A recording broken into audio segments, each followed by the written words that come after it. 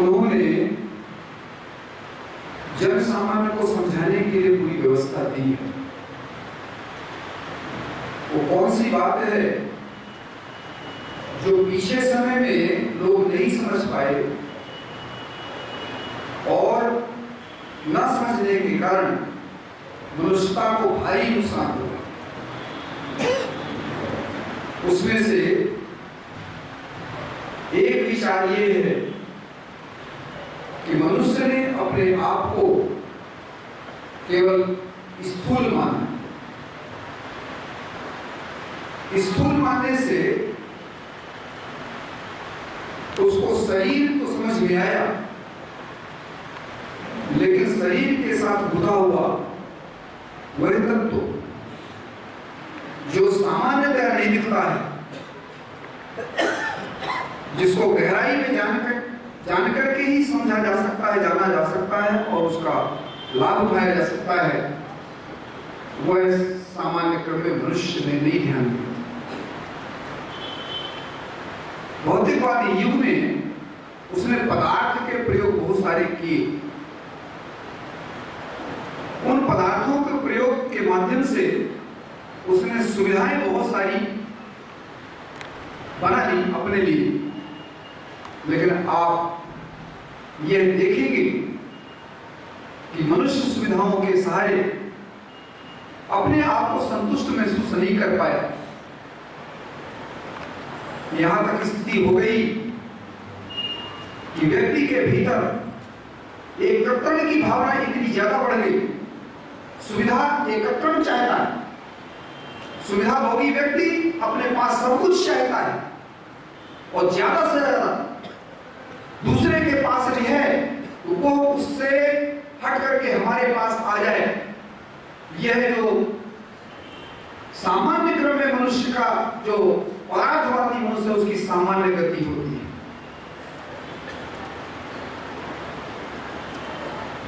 उस एकत्रण का भाव, इकट्ठा करने का भाव उसने पूरे दुनिया में ईर्ष्या पैदा कर दी।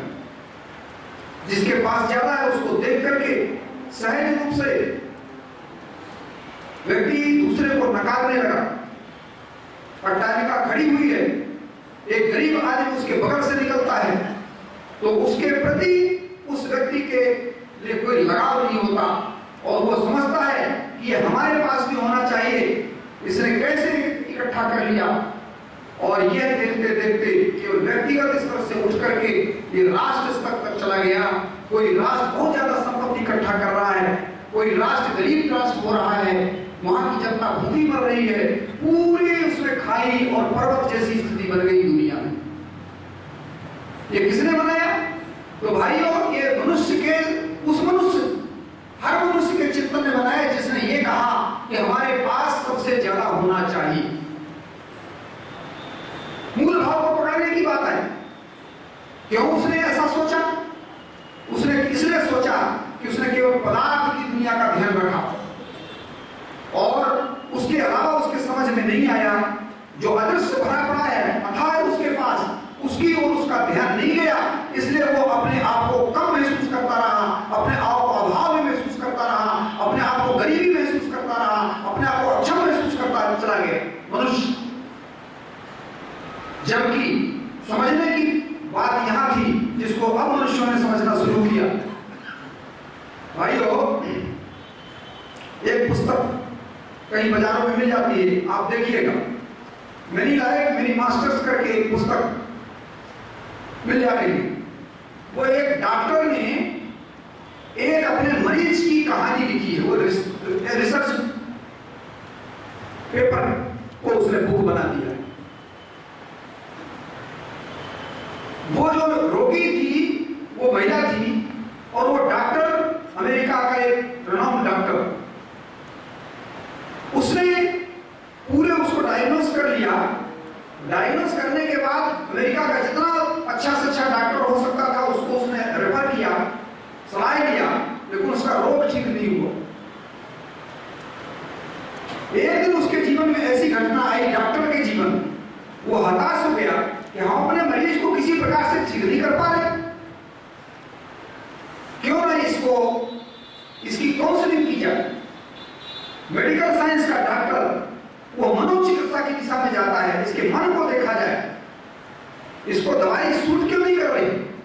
और भाई उससे चर्चा करते करते उसके समझ में आया कि उसको पानी से बहुत डर लगता है, केवल एक पानी से डर लगता है, उसको पिता से डर लगता है। ऐसे डर के उसने बिंदु निकाले, इसको डर कहां समाया हुआ, और पता ही लगा कि उसको इतने सारे डर समाये हुए हैं कि उस सारे डर मिल करके उसको रोग का भंडार बनाए हुए, जहां देखो वहां डर रहा है। आदमी बगल वाले से डर रहा है, आदमी आगे वाले से डर रहा है, आदमी अपने सुपर वाले से डर रहा है, आदमी अपने नीचे वाले से डर रहा है, आदमी जानवर से डर रहा है, आदमी पत्थर से डर रहा है। चारों तरफ डर उसके समा गए, और सारा का सारा डर उसके भीतर के रोग को बनाता हुआ चला जा रहा है, और मनोकायिक रोग उत्पन्न हुए। उस महिला को उसने डायग्नोस, और लिहाजा उसने उसके मस्तिष्क को घेरने का प्रयास किया, और जिसको आज हम ध्यान विद्या कहते हैं। यहाँ पर ध्यान के आपको कुछ गुण सिखाए जाते हैं, जिसको कभी ध्यान से कोई लेना देना नहीं था, लेकिन जो डॉक्टर था, मानसिक रोगों को ठीक करता था, उसने ध्यान का सहारा उसको लिया और देखा कि वो महिला धीरे धीरे अपने आप शिथिल हो रही, शांत हो रही। उसको उसने लिटा दिया, लिटाने के बाद उसको पूर्व की ओर ले जाना शुरू किया, और लेते लेते वो 6 महीने की बच्ची बना दिया उसने। और 6 महीने की बच्ची जब बनाया तो वो खिलखिला उठी, और इसके बाद उसने बाहर निकाला। उसकी वो 7 दिन, कभी पहले शुरू में 7 दिन, फिर 1 महीना, ऐसे ही उसने पूरी मेडिकल की दवाइयां बंद कर दी, उसको केवल उस स्थिति पर ले।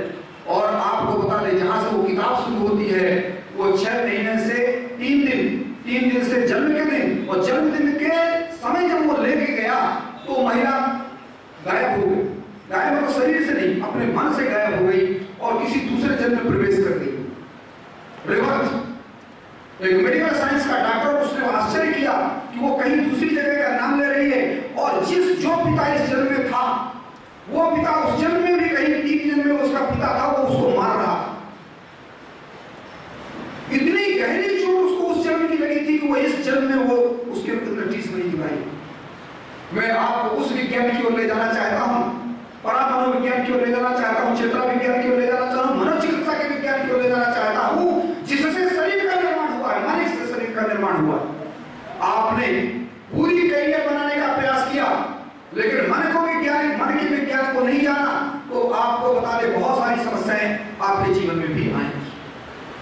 आपके जीवन में अभी मैं जिसको सामान्यतः कहता हूं, शायद एक बार मैं और आया था तो इस बात को मैंने कहा भी था, आप में से कोई भाई रहे होंगे, आपको आईक्यू का टेस्ट कराते हैं। बहुत सारी प्रणाली है आईक्यू टेस्ट करने की, मनोचिकित्सक करते हैं, हर कंपटीशन में किया जाता है। इसके बाद यह देखा गया कि बहुत अच्छी आईक्यू का व्यक्ति फैक्ट्री में बहुत अच्छा प्रोडक्शन नहीं दे पा रहा, उसका इंटेलेक्चुअल है, सब कुछ है, लेकिन उसके फैक्ट्री में प्रोडक्शन ठीक नहीं। वहां से कुछ दिनों से बाद वेस्टर्न कल्चर में ये बात निकली कि ये कहीं कोई भावनात्मक रिलेशन है प्रोडक्शन का, और वहां से ये जो आईक्यू के साथ ईक्यू का रिलेशन निकला है, इमोशनल पेशेंट। और इतना इसमें काम हुआ इमोशनल पेशेंट में कि उसमें से पूरा दुनिया अब आ गई कि ट्रेनिंग करवाओ, भावनात्मक स्तर की ट्रेनिंग दो, जिससे ये लोगों से व्यवहार भावनात्मक कर सके, और भावनात्मक व्यवहार इसका ठीक रहेगा, इसका रिलेशन ठीक रहेगा, और रिलेशन ठीक रहेगा तो इसके काम ठीक बनेंगे, ये दूसरों से काम पर कर पाएगा, नेतृत्व कर पाएगा। नेतृत्व कर पाने की पद्धति वहां से निकाला उन्होंने। और आजकल बाजार में ढेर सारी किताबें नेतृत्व की आ रही है, केवल उतना सा काम है, केवल उतने से काम है पूरी दुनिया पर। बड़ी ग्रेड है, वाह साहब हमने बहुत अच्छा काम, दुनिया को अच्छा बनाने का, अच्छे आदमी बनाने का, भावनात्मक आदमी बनाने का बड़ा काम निकाल लिया। लेकिन आपको मालूम होना चाहिए कि उस इमोशनल पेशेंट का अभी बहुत गलत उपयोग होने लगा। आप चाहो जिसकी भावना, भीड़ की भावना भड़का दो, और चाहे जो कर, चाहे जितना गलत काम कराना हो करवा लीजिए भावना को।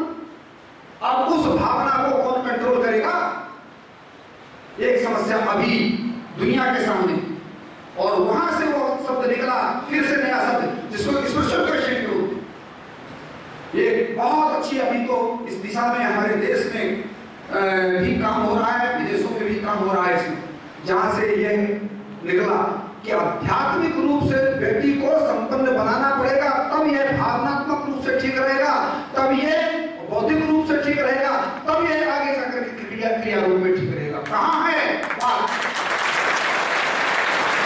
हम यहाँ क्रिया की बात कर रहे हैं, हम दुनिया को ठीक काम करने की बात कर रहे हैं, अच्छे व्यक्ति काम करने वाले पैदा करना चाहते हैं, उसमें बुद्धिमान चाहते हैं, फिर भावनात्मक चाहते हैं, लेकिन वह भावनात्मक जब तक आध्यात्मिक रूप से परिपुष्ट नहीं होगा तब तक वो क्रिया रूप तक अच्छा नहीं पहुंचे।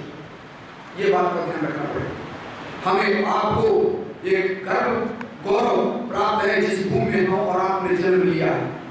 यह भूमि अपने आप में उस चेतना विज्ञान को पैदा ही नहीं बल्कि युगों युगों से धरती को वो देती रही है। धरती को यहाँ का आज दुनिया जब मनोविज्ञान पढ़ने गई, जब उसने पैरासाइटोलॉजी को थोड़ा सीखा, उसने इसने जो क्लिनिकल साइकोलॉजी सीखा, ये जो सारा ये साइकोलॉजी के जितने भी ब्रांच निकली हैं, ये सारी ब्रांच को आपको बता दें, ये कि जिस दिन हमारे भारतीय आश्रम को ये खोलेंगे, इनको एक एक से रिसर्च वहीं पर मिल जाएगी और पूरा जमाना देखेगा कि जितना काम मनोविज्ञान के क्षेत्र में भारत में हुआ है वो आगे धरती में कभी अभी इसको करने के लिए बहुत बहुत युग लगेगा। मैं आपसे इन सभी बातों में वहां ले जाना चाहता हूं। भाइयों, आप युवा हैं, आपको स्वास्थ्य की भी चिंता है, आपको प्रेम की भी चिंता है, आपको व्यवस्था की भी चिंता है। एक बात ध्यान रखना, आप अपने शरीर को केवल अच्छे भोजन से पुष्ट करोगे उतने से काम नहीं चलेगा। आपको उनको श्रेष्ठ विचारों से, श्रेष्ठ भावनाओं से और श्रेष्ठ आस्थाओं से, ध्यान रखिए, श्रेष्ठ आस्था वह होती है जहां से भावनाएं पैदा होती हैं, जहां से विचार पैदा होते हैं, जहां से क्रिया पैदा होती है। आस्था को समझना पड़ेगा। आप ये मत कभी सोचना कि आस्था होगा बुद्धियों का विषय है, आस्था होगा बुद्धियों का विषय नहीं भाइयों। आस्था इतनी गहराई का विषय है जहां से पूरा व्यक्तित्व कंट्रोल होता है, जहां से दिशा प्राप्त होती है, जाने अनजाने वीर पैदा होते हैं, जाने अनजाने। आपको बता दें, जितने भक्त कवि हुए होंगे, जितने रिसर्च करने वाले पैदा हुए होंगे, जितने संगीत के हाई लेवल, जिन्होंने कहीं कभी ट्रेनिंग नहीं लिया होगा, क्यों साहब, तानसेन ने किस विद्यालय में संगीत लिया होगा? विज्ञान का वो जो मूल वैज्ञानिक है उस जमाने, आज तो चलो प्रयोगशाला में पैदा हो रहे हैं कुछ वैज्ञानिक, लेकिन जब ये विज्ञान चला था, आर्किमिडीज को कौन सी प्रयोगशाला मिली थी, डार्विन को कौन सी प्रयोगशाला मिली थी, हम्फ्री डेवी को कौन सी प्रयोगशाला मिली थी? इधर की प्रणाली का इसको करते करते उसने। मैं आपसे कहना ये चाह रहा हूं कि ये वही लोग हैं जिन लोगों ने अपने आस्था के बल पर उसको प्राप्त किया है। आप इसलिए मन को ठीक करने के लिए आप आस्था को बना करके रखिए। आस्था क्या है? तो आस्था के कुछ बिंदु को जान लीजिए। आस्था का जो सबसे बड़ा बिंदु है, अपने आप को गायब मान।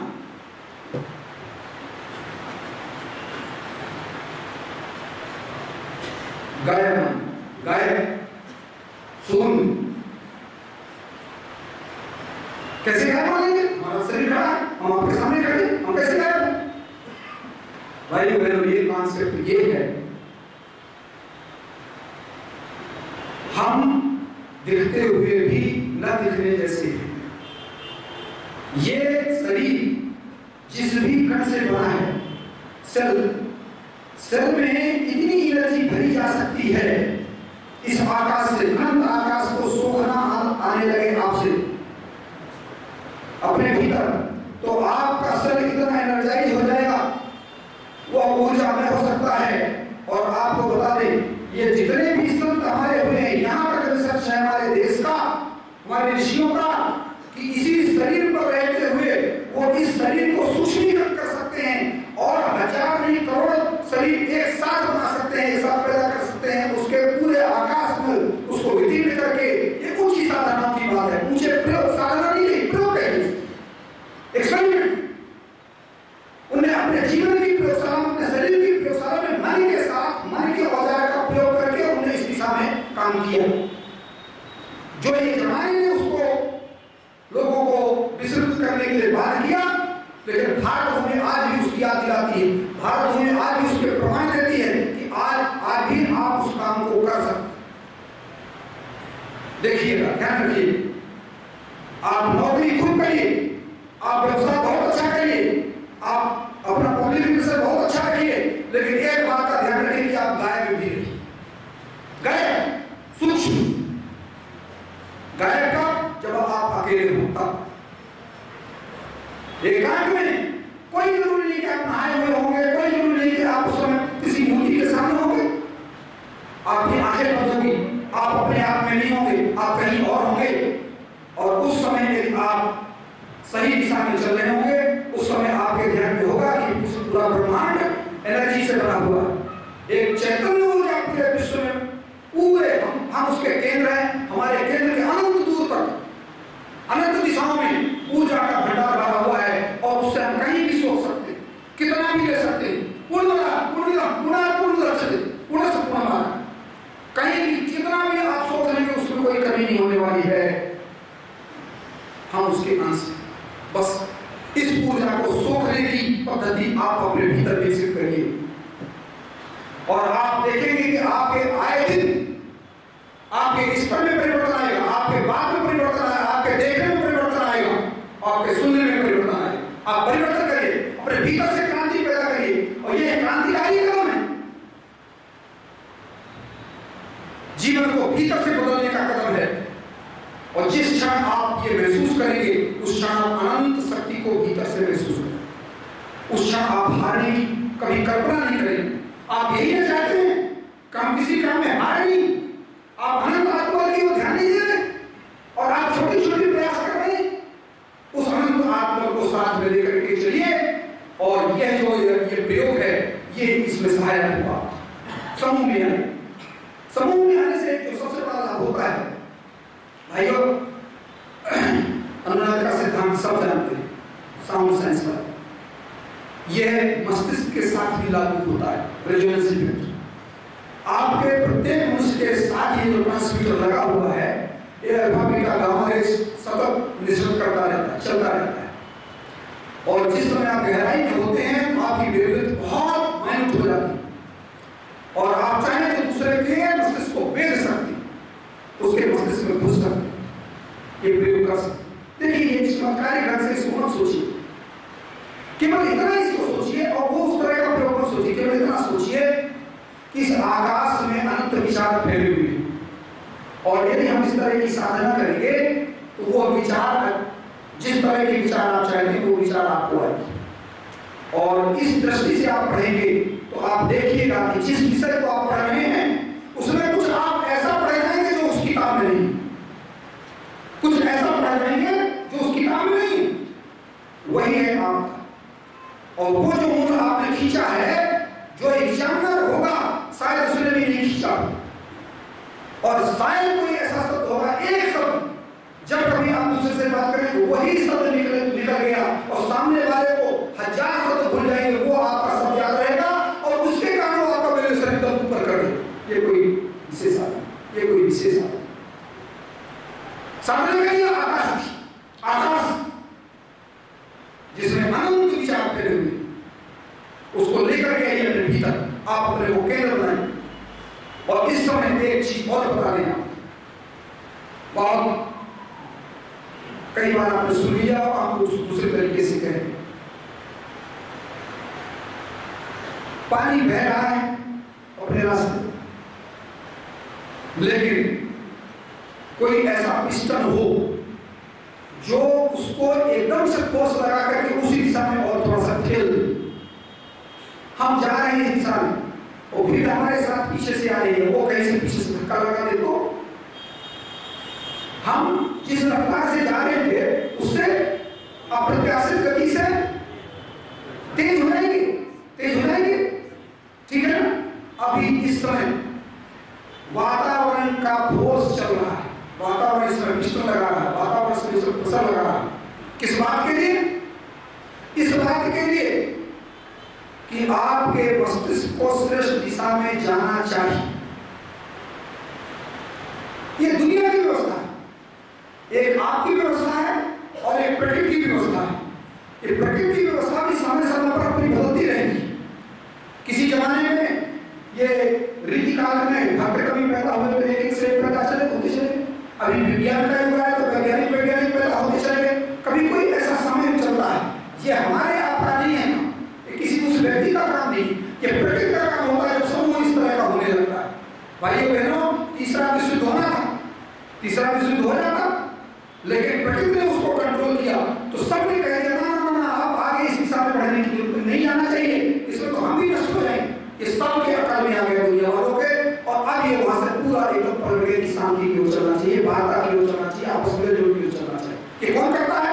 ये हम करते हैं ना, आप करते हैं ना, कोई करता है ना, प्रकृति उसका पिस्टल है, दबाव बना है। भाइयों, मैं इस भाव से मैंने समय आपका ज़्यादा ले लिया, पर अंत में मैं यही कहना चाहूंगा कि आप अपने को स्थूल के साथ सूक्ष्म मानिए, सूक्ष्म, और सूक्ष्म के साथ अपना गहनतम संबंध बनाइए, मन के साथ गहनतम संबंध बनाइए, बुद्धि के साथ अहंकार